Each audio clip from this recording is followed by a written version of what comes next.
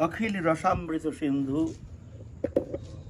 भगवान श्री कृष्ण चैतन्य महाप्रभु के प्रिय पार्षद हरिदास ठाकुर, जो कि ब्रह्म हरिदास कहकर भी जानते हैं, जवन हरिदास भी कहते हैं, बड़ो हरिदास भी कहते हैं। नाम के महिमा जगत में घोषणा करने के लिए, जगत को सिखाने के लिए नाम ही कलियुग में एकमात्र सार है। नाम बिना कलियुगे नहीं यार धर्म, और कोई धर्म है ही नहीं है, हरि नाम। वेद पुराण आदि भी यही स्वीकार करते हैं। समस्त वेद पुराण आदि, श्रीमद् भागवत महापुराण से लेकर के गीता भागवत आदि सब पुकार पुकार के हरिनाम महिमा वर्णन करते हैं, इसके श्रेष्ठता। गीता में नवम अध्याय में राज विद्या राजगुह्य योग, समस्त विद्याओं में राजा माने श्रेष्ठ, समस्त विद्या गोपन विषय में सर्वश्रेष्ठ गोपनीय, ये जो योग है, ये योग वर्णना करते। वो योग क्या है? गीता में नवम अध्याय में राज विद्या राजगुह्य योग 32 श्लोक है। उसमें 32 श्लोक तुम अध्ययन करो। योग उसमें तुमको क्या मिलेगा? योग जो श्रेष्ठ योग, उसमें अनुसंधान करने से देखा जाता है हरिनाम संकीर्तन करके श्रेष्ठता प्रतिपादन करते हैं।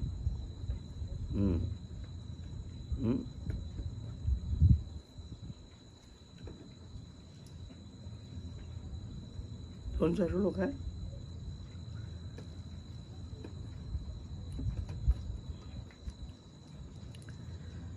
हरिनाम जो कहते हैं, हरिनाम के श्रेष्ठता प्रतिपादन करते हैं। राज विद्या राजगुह्य जो सततम कीर्तन, हाँ, सततं कीर्तयन्तमां दथुन्तस्य दृढव्रता नमस्सन्तमां भक्ता नित्ययुक्तोपासते ज्ञान जुगन चप्पन्न जजन्ते मनुपासते एकत्वेन पृथक्त्वेन बहुधा विश्रुतमुखम। यह है राज विद्या राजगुह्य जो सततं कीर्तयन्तमां, हर समय जो हमारे कीर्तन करते हैं, हमारे नाम के, हमारे कीर्तन माने हमारे नाम कीर्तन, नाम नामी अभिन्न होने के कारण नाम कीर्तन, हमारे कीर्तन माने नाम कीर्तन। सततं जो हर समय अविच्छेद तैल धारावत हमारे नाम कीर्तन करते हैं। जतंतस्य दृढ़ व्रता, दृढ़ व्रत धारण करके, व्रत धारण करते हैं ना, जो नाम ही एकमात्र हमारे आश्रय है, नाम ही एकमात्र हमारे जीवन का सहारा है, नाम ही हमारे जीवन है। ऐसे नाम के प्रति समर्पित होकर के हरि नाम ग्रहण करना। नमस्संत मांग, नमस्कार के सहित, भक्ता भक्ति के साथ, ऐसे नहीं। नित्य युक्त, नित्य युक्त माने हर समय युक्त रहना है, माने अखंड नाम, मुख से पलक के लिए भी नाम छूटना नहीं चाहिए। उपासते, ये राजविद्या राजगुह्य जो हरिनाम की श्रेष्ठता प्रतिपादन करते हैं। गीता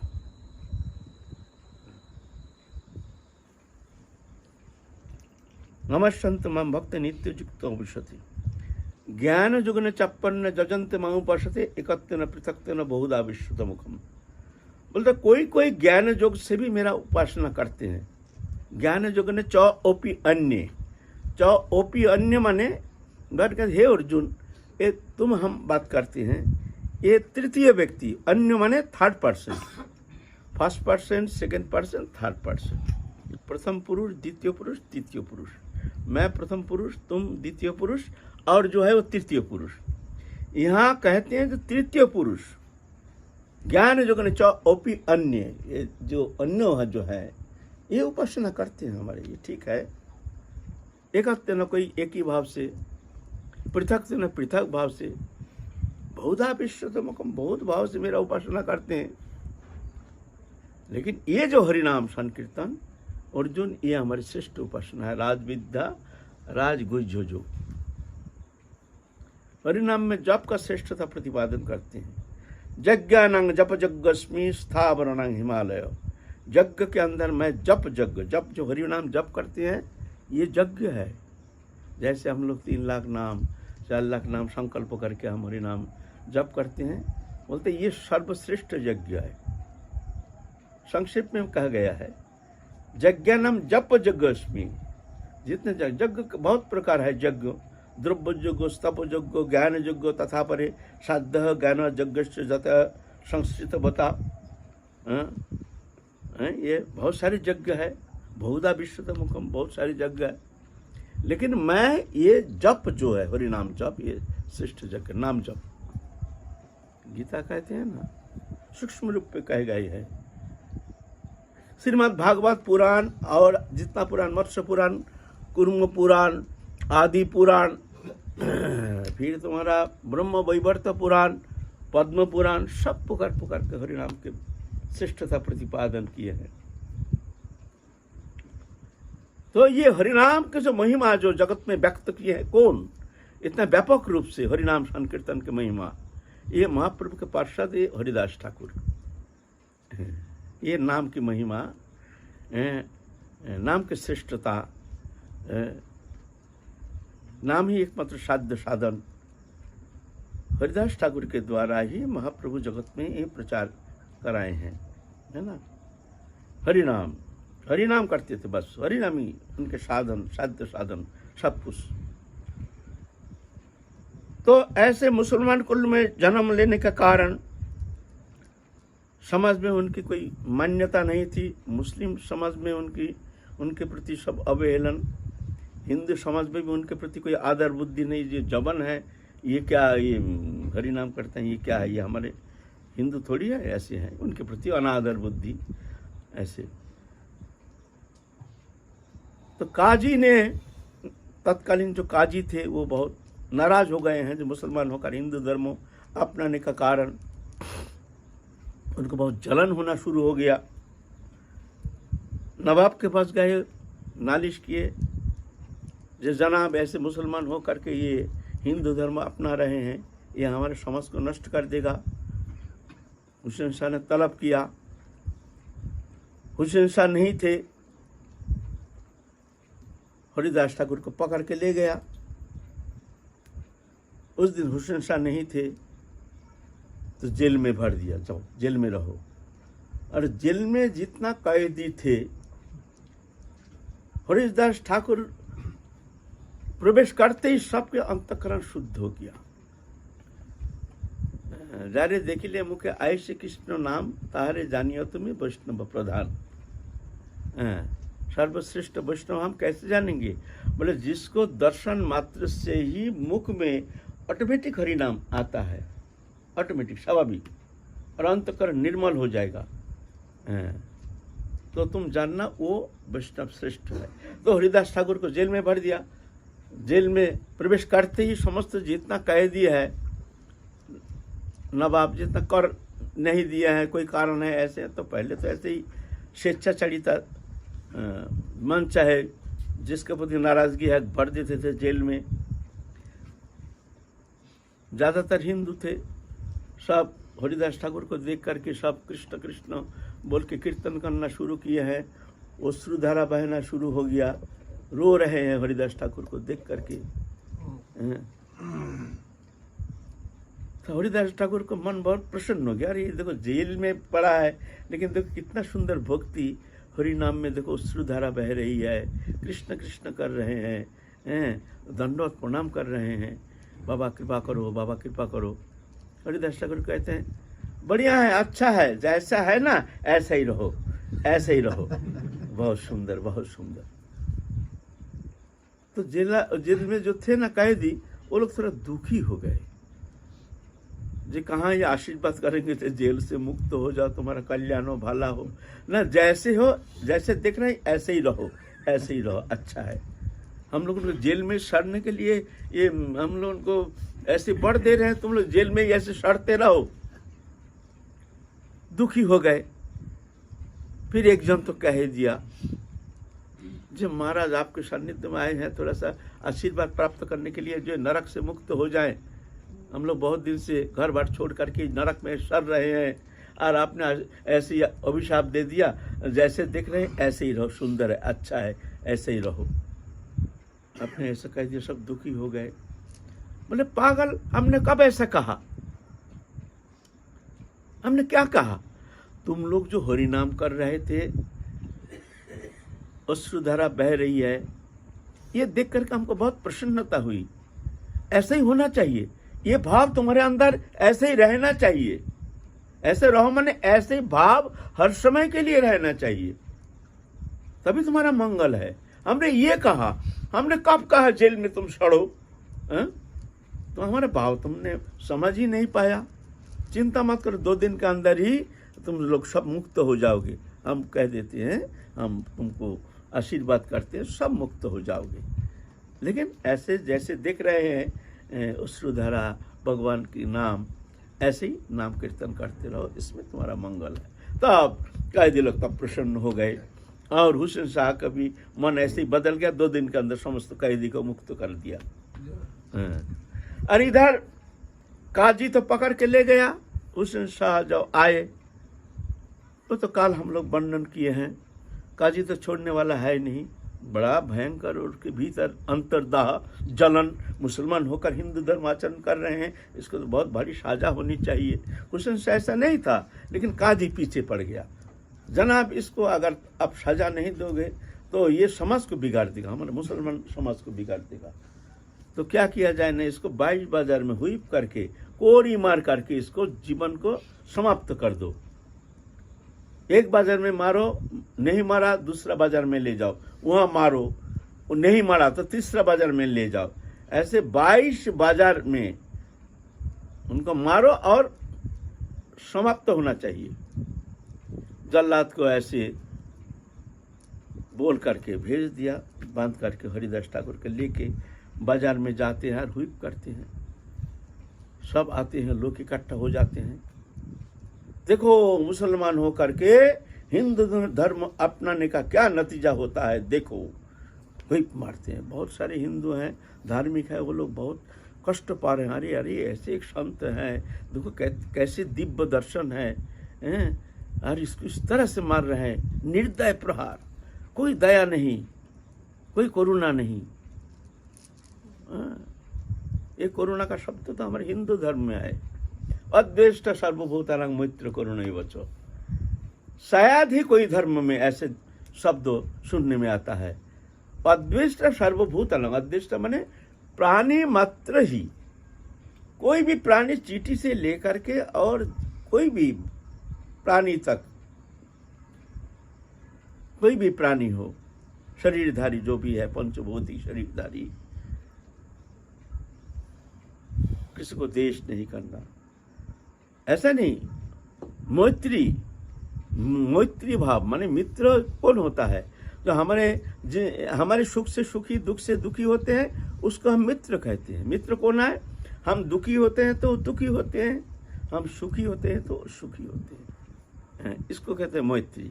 ऐसे सब जीव के प्रति, सब जीव के सुख से सुखी, दुख से दुखी। आत्मपम्मन्न सर्वत्र समं पश्यति जो अर्जुन, सुखं यदि वा दुखं स जोगी परमो मत। वो श्रेष्ठ जोगी है कौन? आत्म सादृश्य समदर्शी। अपना सुख दुख, दूसरे का सुख दुख वो बराबर दिखता है। किसी का दुख होता है तो अपना दुख जैसे वो दिखता है, आहा हा ये जीव दुखी है। ये नहीं, कोई पक्षपात नहीं। कोई भी प्राणी हो, सब में प्रभु है जान करके उसके दुख से दुखी होते हैं, सुख से। कोई भी अगर दुश्मन भी सुखी होता है तो वाह वाह वाह, अच्छा है, बहुत सुंदर है, वो खुशी मानते हैं ना। बोलते हैं वो श्रेष्ठ जोगी है। आत्मपामन्न सर्वत्र समहं जो पश्यति जो अर्जुन, सुखं अदिवा दुखं, सुख दुख बराबर देखते हैं। सहयोगी परमामत, अर्जुन वो सर्वश्रेष्ठ जोगी है। जोगी माने हमसे मिले हुए हैं वो। ये हमारे सनातन धर्म है। है कोई दूसरा धर्म में ऐसा शब्द?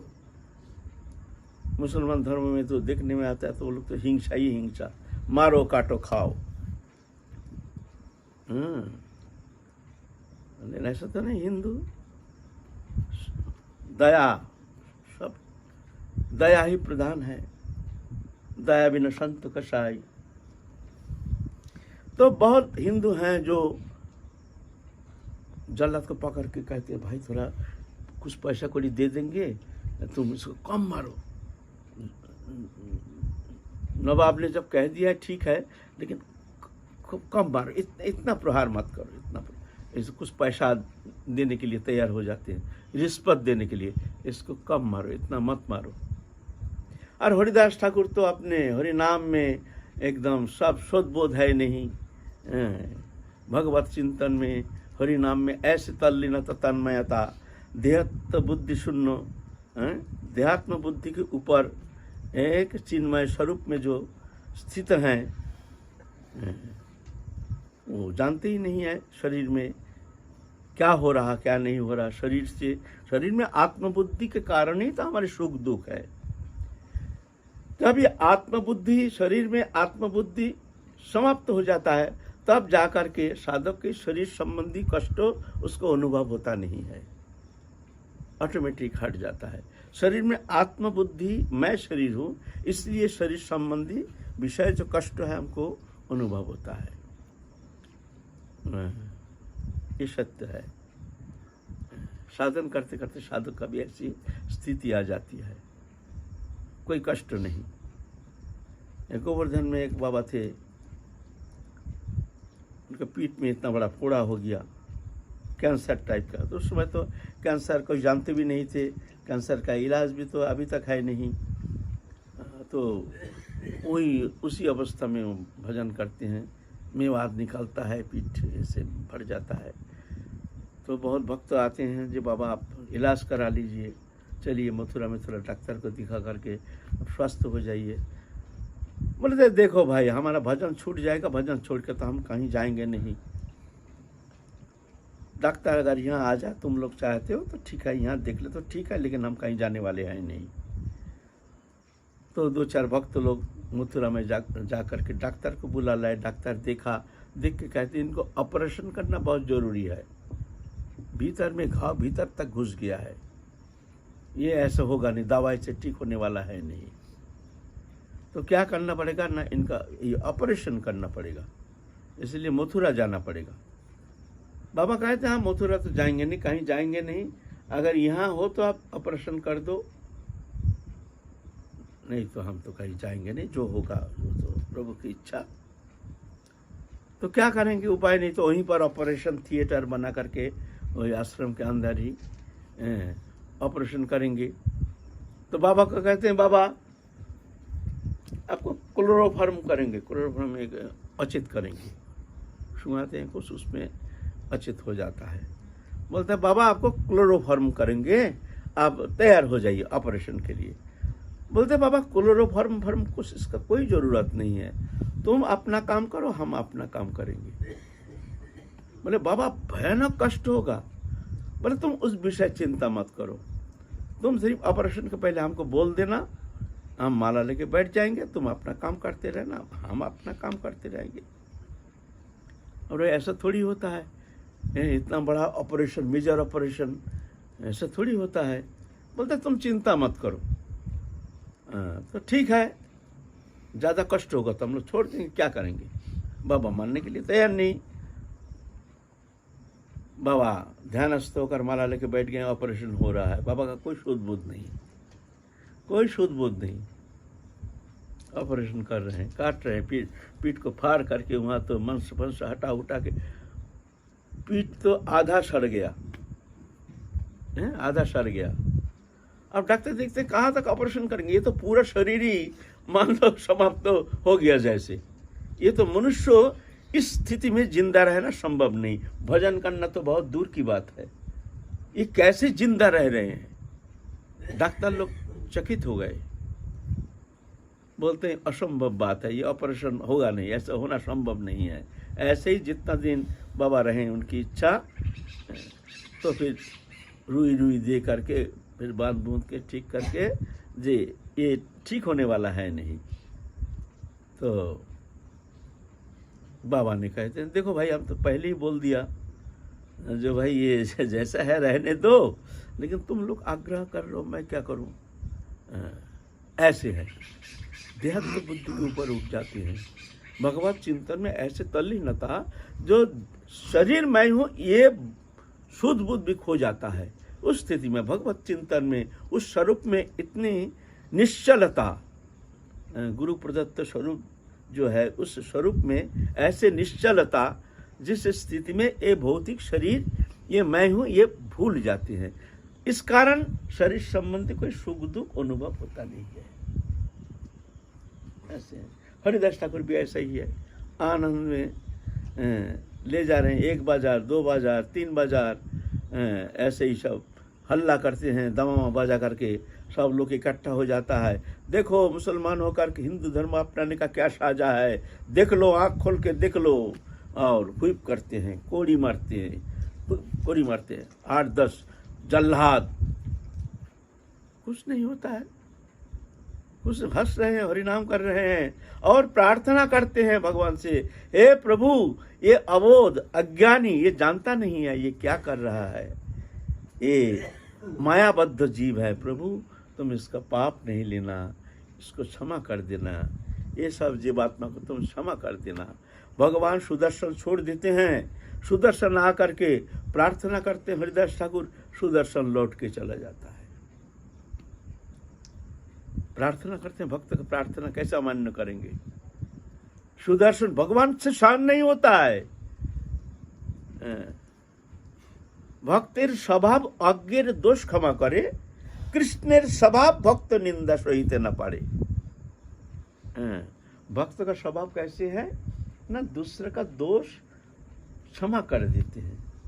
भक्त में ये विशेषता जो साधारण मनुष्य में ये विशेषता होना संभव नहीं है, ये विशेषता के कारण ही श्रेष्ठ है। संत साधु जो है उसकी श्रेष्ठता है, दाढ़ी जटा से थोड़ी श्रेष्ठता है। दाढ़ी जटा रख लिया हम जैसे, ये श्रेष्ठता नहीं, ये तो दिखावा है।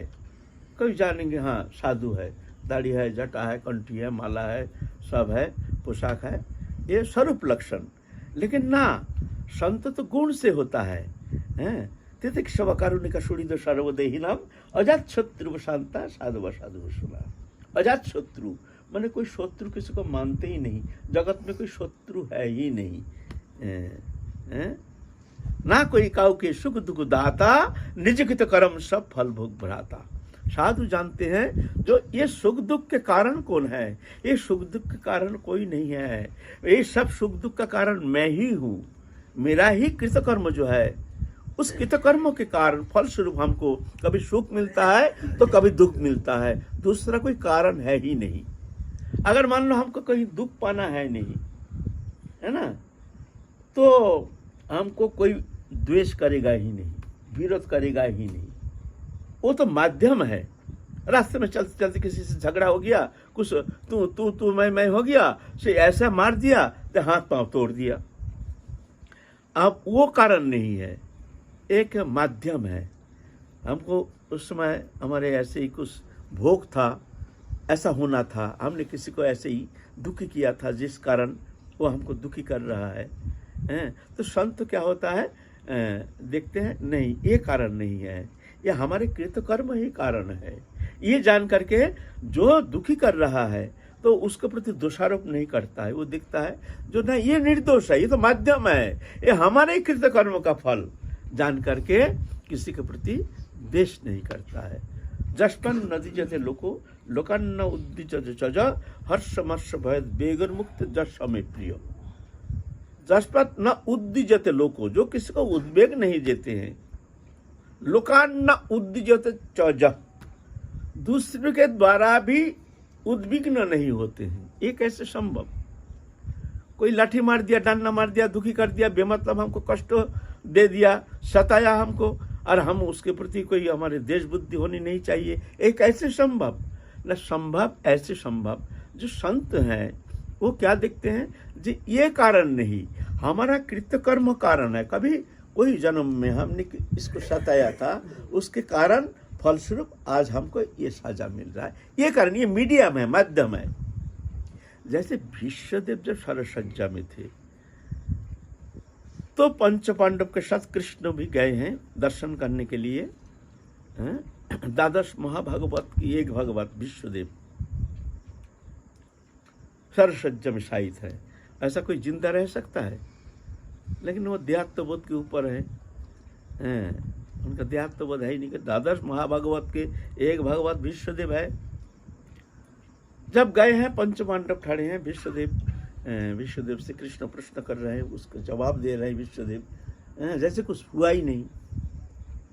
तो विश्वदेव कृष्ण को प्रश्न करते, हे कृष्ण तुम बताओ, हमको 100 जन्म तक याद है, 100 जन्म तक हमने ऐसा कोई पाप कर्म किया नहीं जिस कर्म के कारण हमको इस तरह से कष्ट पा करके हमको प्राण त्यागना पड़ रहा है सरसज्जा में शायित होकर के। इसका कारण क्या है? कारण बिना कार्य होता नहीं है। हम तो 100 जन्म तक हमारा याद है, 100 जन्म तक हमने ऐसा कोई पाप कर्म किया नहीं, लेकिन ऐसे सजा मिल रहा है हमको। तो कृष्ण हंस रहे हैं, कहते हैं 100 जन्म का पहले कुछ याद है? तो कहते हैं ना, 100 जन्म का पहले तो हमारा कोई याद। बोले 100 जन्म का पहले कोई जन्म में आप एक राजा थे, एक दिन आप जा रहे थे कहीं, तो सामने एक सर्प आ गया। सर्प आ गया तो आपने धनुष के नोक पर सांप को ऐसे उठा के फेंका, वो जाके नाक फनी है ना, वो जो पत्ता में काटा काटा रहता है ना, पता रहता है ऐसे गोल गोल गोल गोल पत्ता, और काटा रहता है।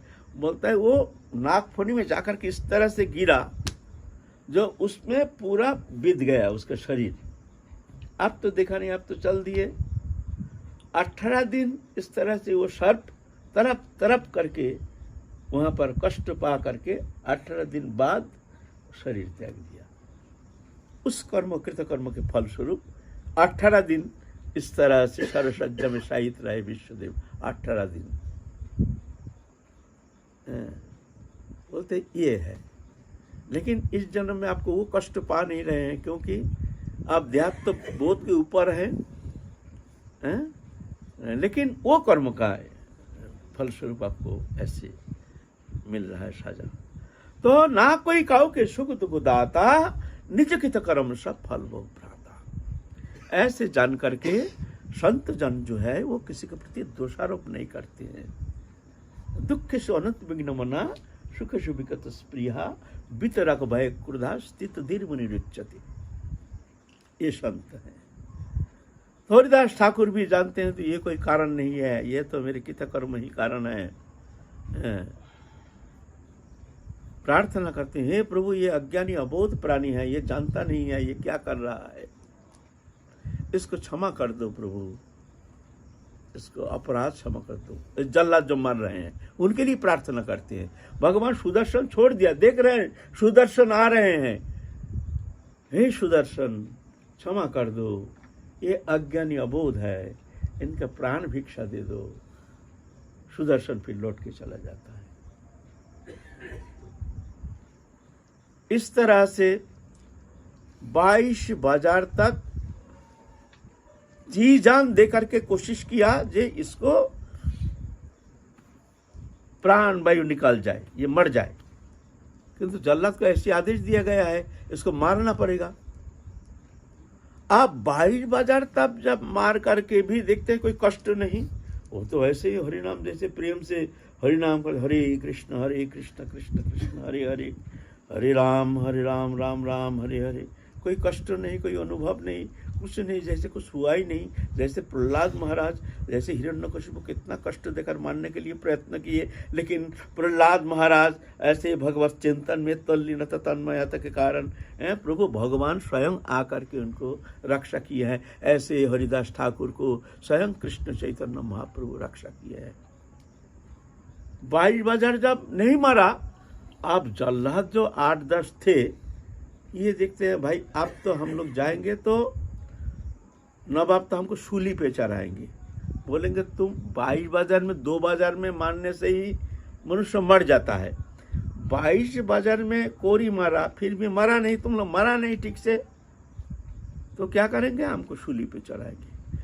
आप देखते हैं ये जो जल्लाद है ये रो रहे हैं, बड़े हुंकार मार के रो रहे हैं। हरिदास ठाकुर देखते हैं भाई ये जैसे कोई मर गया है, ये सब रो रहे हैं माथे पटक पटक करके। क्या बात है भाई, हमको मारा है? हम कुछ नहीं, ये लोग रो रहे हैं क्यों? माथे में हाथ दे करके पटक पटक के रो रहे हैं। 22 बाजार से ज्यादा मरना मना है।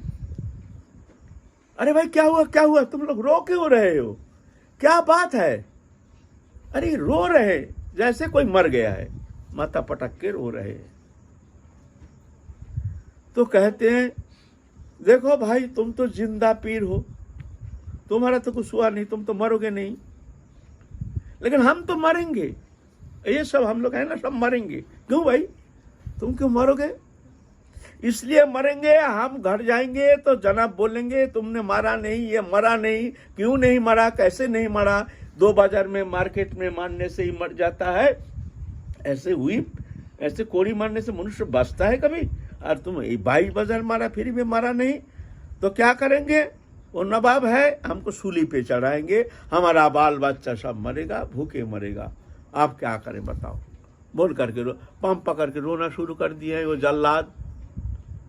अब हरिदास ठाकुर का मन में दया आ गया, अरे हम नहीं मरने से ये मरेगा, ऐसा तो नहीं होना चाहिए, चलो हमारा ही मरना ठीक है, ये इसको नहीं मरना चाहिए। अच्छा ठीक है भाई, एक काम करो, तुम लोग 2-4 कोड़ी मारो हमको, हैं तो हम मर जाएंगे। वो तो स्वेच्छा मृत्यु, वो तो भगवत तनु भगवत प्रसाद है, वो तो परिकर है।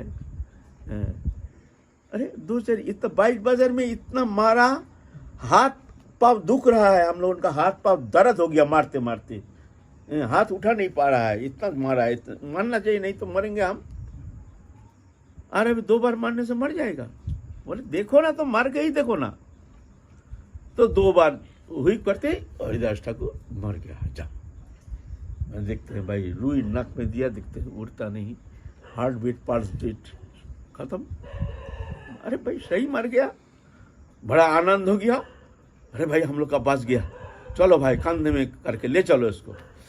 तो हरिदास ठाकुर का कंधे में करके ले गया हुसैन शाह के पास, ले करके पटक दिया वहां।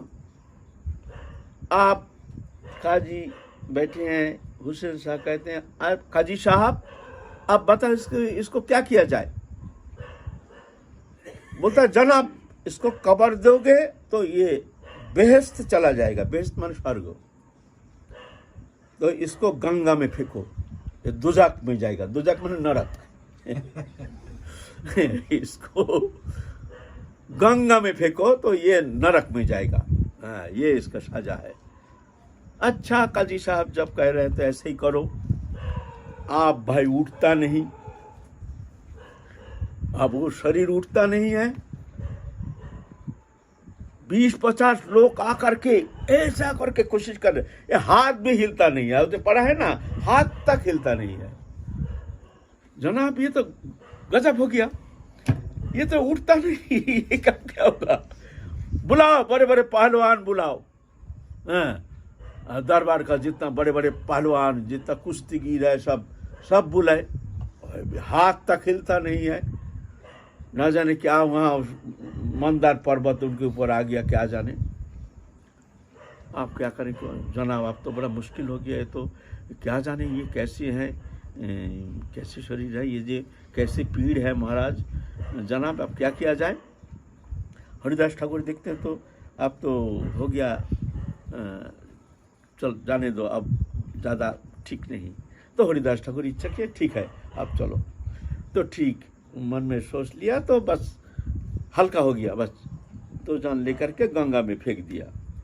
गंगा में जब फेंक दिया, वहां पर उठकर हरे कृष्ण कृष्ण कृष्ण हरे हरे, हरे राम करते करते हरिदास ठाकुर चल दिए। तब बस आप जब रास्ते में देखा वो जल्लाद ये फिर वही आ गए हैं, उठ कर हरे कृष्ण करते करते आंख मोटा हो गया, डर के मारे भागते भागते गए हुसैन शाह के। जनाब ये जो जिंदा पीर है, ये कोई मनुष्य नहीं है, जिंदा पीर है,